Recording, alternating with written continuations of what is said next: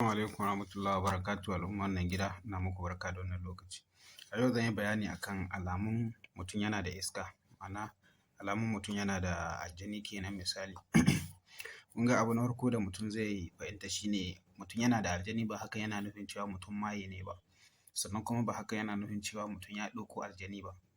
Akwai wanda mutum yake gada ba da sanin shi ba, akwai wanda mutum ke ɗaukowa ba da sanin shi ba, akwai kuma wanda mutum ke zuwa ya ɗauko da sanin shi.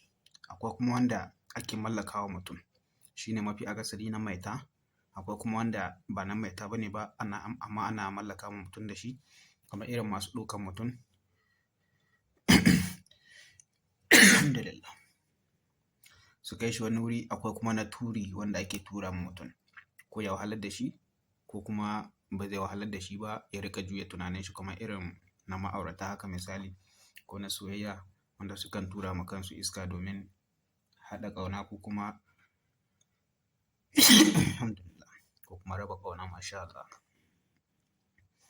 To alamun da mutum zai riƙa gani idan mutum yana da iska, zan yi magana akan wannan na biyu ɗin nan, kamar na ɗauka kenan, wanda mutum ya ɗauko ba da sanin shi ba. Idan da sanin ka ɗauko shi wa'anga abu ba za yi tasiri a kanka ba.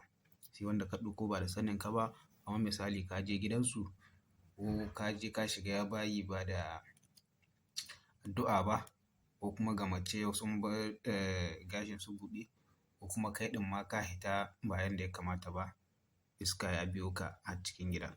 Amma hakan ba yana nufin cewa wannan abun zai zamo dole sai an je an yi maka ruƙiyya ba ne, a'a, ba ruƙiyya. Amma kuma kana iya yin ruƙiyya ta jiki haka, kamar yanda na yi bayani a baya, Baƙara aya 5 ta farkon Baƙara da aya 2 ta ƙarshen Baƙara, ita ma ta isa ta wadatar. So aljanin da mutum ya ɗauko ba da sanin shi ba bai zama hadimin mutum ko ya wahalar da mutum, ko da ya wahalar da kai ba irin wannan ba misali. To alamun da za ka riƙa gani shi ne za ka ga ƙasan idonka yana da duhu, wato ƙasan ido yana da duhu sosai za ka gani. Sannan kuma ƙafafun mutum za ka gan su farare, wato ƙasan ƙafan mutum komi baƙinka za ka ga sun yi hulu-hulu, sun yi fari.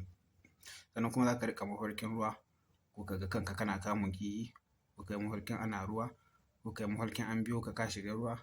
Duk wani abun da ya danganci ruwa za ka iya yin mafarkin su akan ko kana kamun kihi, ko an biyo ka cikin ruwa, ko kuma ana ruwan sama ma.